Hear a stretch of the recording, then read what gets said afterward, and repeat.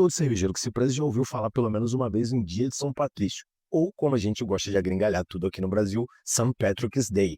Mas o que você realmente sabe sobre essa data além de beber cerveja verde? Vem comigo que eu te explico no caminho.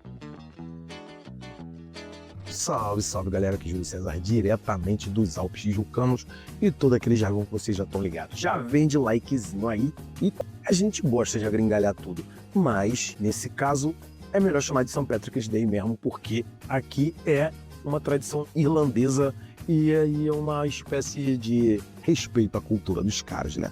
Tanto que eu tô até de verde hoje. St. Patrick's Day nasceu como um dia de comemoração religiosa. É o dia do padroeiro da Irlanda e 17 de março é a data que ele morreu, ali pelos idos de 461 depois de Cristo. Em alguns lugares eu encontrei também 493, mas a maioria deles, a referência é o ano 461 DC. Ele foi responsável pela introdução do cristianismo na Irlanda. Pelo menos essa é a origem da festa que, com o passar dos anos, passou a ser uma data comemorativa da cultura irlandesa e festejada no mundo inteiro. As pessoas saem na rua vestidas de verde, que é uma das cores da bandeira da Irlanda, e o verde também é uma das cores mais características da ilha, porque a Irlanda é conhecida como a Ilha Esmeralda. Esse verde também tem origem no trevo de 3 folhas, que é um dos símbolos nacionais. Antes de ser convertido ao cristianismo, a Irlanda celta tinha no trevo de 3 folhas um símbolo da trindade celta, né? Corpo, mente e alma. Né? São Patrício usou de diplomacia, vamos dizer assim, né? Ao contrário das outras culturas dos outros países da Europa, ele não é uma catequização, né? Uma evangelização do povo. Né? Ele usa o trevo de 3 folhas como uma adaptação da trindade celta, corpo, mente e alma, para a Santíssima Trindade, né? Ele usa o trevo para ajudar a explicar a Santíssima Trindade, Pai, Filho e Espírito Santo. As lendas também dão conta de que quem usa verde se torna invisível aos gnomos leprechauns, né? Que os gnomos são seres travessos, né? Que beliscam todo mundo que vem pela frente. E usar verde te torna invisível a esses gnomos e aí você tá livre das travessuras. Como eu não podia deixar de fazer, eu fui atrás da origem do duende leprechaun. E pô, uma parada muito curiosa, né? E leprechaun, até do jeito que eles falam, né? Em irlandês, mas eles têm origem no deus do sol e da luz, que era o governante da Irlanda antiga. Né? Dizem as lendas que, conforme a Irlanda foi se convertendo ao cristianismo e deixando de cultuar esses deuses antigos, eles foram se enfraquecendo. Depois de um tempo, eles começaram a se referir ao deus Lugh como Lugh Cromen, uma espécie de Lugh inclinado. Eles foram relegados ao submundo e se transformaram em duende. Originalmente, ele era um duende avarento, com barris de ouro, muito ágeis e que consertavam sapatos. Eram super mal-humorados.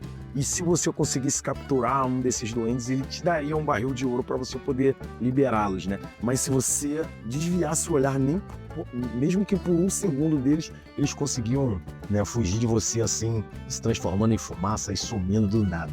Com o passar do tempo, essa figura do duende foi se perdendo e tal, mas no século XIX alguns escritores resgataram a figura do duende leprechaun, que originalmente usava um casaco vermelho. E aí eles foram incorporando essa cor verde, né, super tradicional lá na Irlanda, e depois de um tempo, né, com um mundo um pouco mais globalizado, ali pela década de 40, no século XX mais ou menos, o Walt Disney transformou o duende leprechaun no duende do pote de ouro no final do arco-íris, né?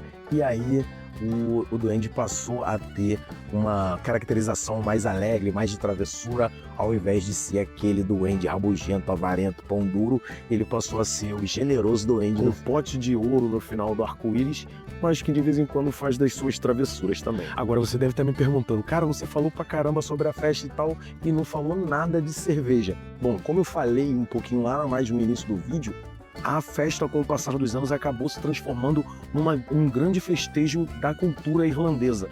Durante um tempo, no século XVII, se eu não me engano, a ilha passou por um grande período de fome e muitas pessoas acabaram migrando para outros países, né? Com o passar dos anos, né, o dia 17 passou a ser uma maneira deles lembrarem da Terra-mãe. E aí, espalhados aí pelos Estados Unidos, pela Inglaterra, pela Europa, pelo mundo de uma maneira geral, eles começaram a usar o dia para mostrar um pouco da sua cultura. E na Irlanda, a bebida preferida é a cerveja. Apesar de que o estilo mais comum por lá é a Dry Stout, né? Todo mundo já deve ter ouvido falar da Guinness, eu já fiz até vídeo aqui lá no começo do canal, até tô merecendo já dar uma atualizada nesse vídeo e tal. Mais ou menos ali pelos anos 70, alguém em Nova York, eu vou ficar devendo o nome dele, mas eu coloco aí na edição, teve a ideia de colocar um corante verde na cerveja também, para transformar a cerveja também num símbolo da festa. E assim nasceu toda essa farra de beber cerveja verde no dia de São Patrício, mas na Irlanda eles acabam consumindo muito Irish Dry Stout e Irish Red Ale, que também é um outro estilo muito popular lá na ilha. É aquela parada, né? Como aqui no Brasil tudo acaba em samba, lá na Irlanda tudo acaba em cerveja. Bom, vou deixar aqui na descrição alguns artigos que eu li para poder compilar as informações que eu trouxe para vocês aqui nesse vídeo. Repense cerveja, beba menos, beba melhor. Se beber, não dirija. Happy St. Patrick's Day. Gastei agora na anglo-saxão.